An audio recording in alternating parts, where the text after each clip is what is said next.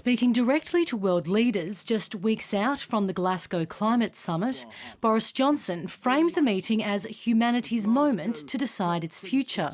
It's time for humanity to grow up.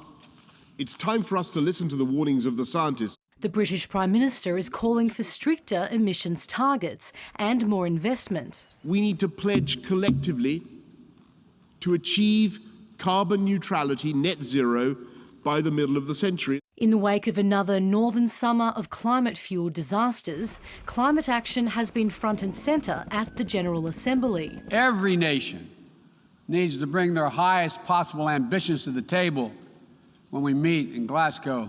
Leaders in Asia and the Pacific, where low-lying nations are among the most vulnerable to climate change, are pleading for greater commitments. We have put forward our own commitment for stronger action, but we cannot act alone. This year is the moment to rebuild higher ambition. The great hope of the global community must be met with concrete steps and tangible results. But while Australia's closest allies and neighbours formalise their pledges, Australia, with no net zero emissions target, is under growing global pressure. We either grasp the change and deal with it, or we're going to be left behind, all of us. Scott Morrison denies Australia is out of step.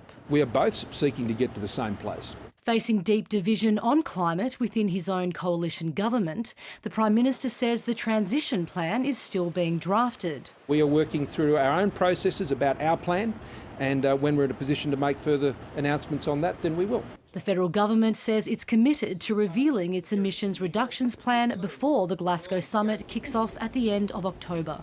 Zala Karismal, ABC News.